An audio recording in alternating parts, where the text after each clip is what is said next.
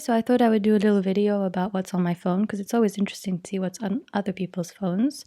I use my camera every day. The calendar I use every so often. It's more of a reminder for things that I might forget.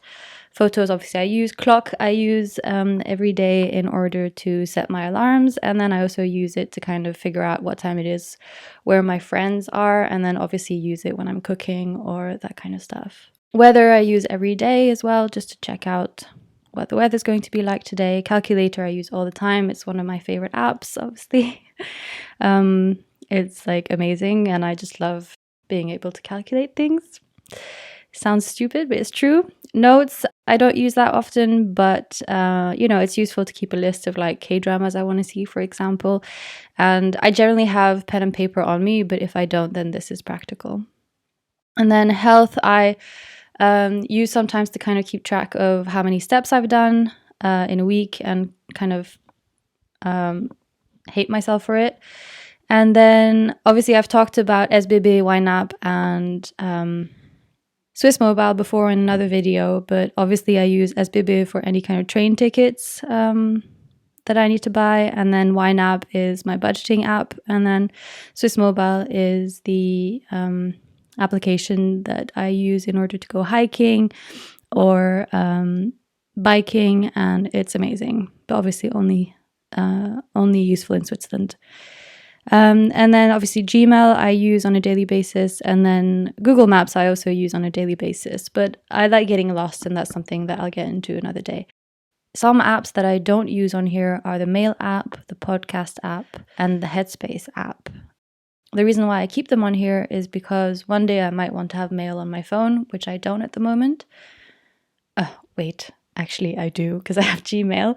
But so I should probably delete the Mail app. But I just keep it in case. I also have a Yahoo account, and I just think maybe one day I'll need to have a Yahoo on here. So I just keep it in case I do actually want to have that.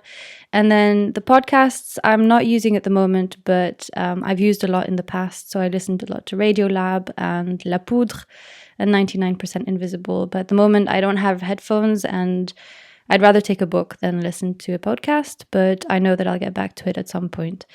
And then Headspace I have on here because I had wild ambitions to meditate, but I haven't actually done that. But I just keep it on here because as a reminder that I should. And then at the bottom, obviously the phone, the messages, internet, and WhatsApp I use on a daily basis as well. On my second screen, I've got files, which I've only recently started using because I had to have a file on my phone, but otherwise I don't use. Find My, I have no idea what that is, but I'm too scared to delete it in case I need to use it one day. Contacts, I just keep it. Compass I've used once, just to prove to someone that I knew where the north was. Measure I've never used, so I could delete it. Voice memos I've used, and they're practical as a sort of oral note-taking app. And then Too Good To Go, I have used that, and it's generally if I'm coming back from somewhere on the train and I have nothing at home on a Sunday night, and then I'll just go check what's on here if I can pick something up at the train station. Reminders, I think, yeah, exactly. Nope, welcome to reminders, never use this. Nope, should probably delete this. Then Twint is super practical. It's just like this money transfer app in Switzerland. And then also bank apps. That's practical just to get into my bank. And then maps I never use because I use Google Maps.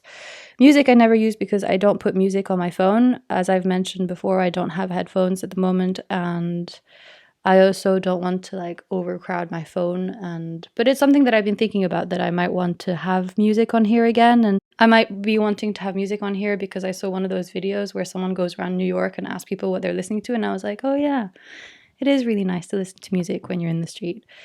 And then Splitwise I've spoken about before. It's really a fantastic app if you're going on a trip with someone and you want to split bills. Instagram I go on every day, and then COVID Cert is just at the moment. And then the apps that I go on, the 3 apps that I go on systematically every day are WhatsApp, Gmail, and Instagram.